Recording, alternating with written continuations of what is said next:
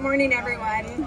I wanted to talk today a little bit about community.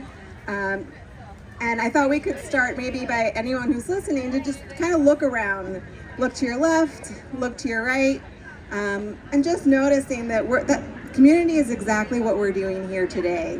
We're creating a sense of community. We are all sharing in this event together. We're all fostering for ourselves and for each other that sense of belonging that so many of us are looking for in our lives. I think one of the important things about community is recognizing that it's not something that exists anywhere. In particular, it's not defined by a specific place, it's not defined by a specific location, it's not defined by how old you are or how young you are. It's really something that we can all create and foster from within us. It's about giving and receiving.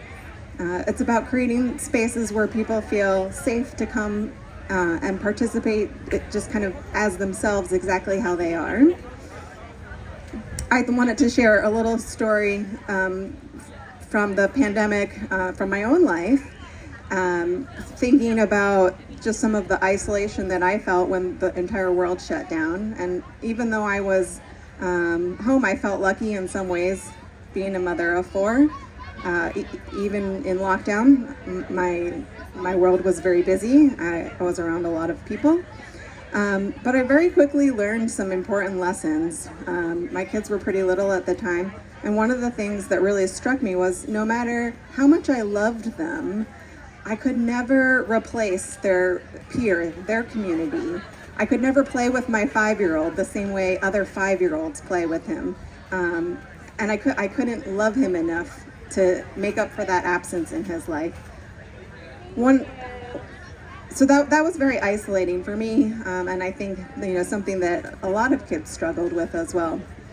One of the lessons I took away from that was that I had kind of fallen into all of the, I don't know, maybe I'll call it quote unquote normal ways to interact with people, to create community. And the thing I really appreciated about that time was starting to think outside the box creatively about how do you create a sense of community, perhaps online with a social support group.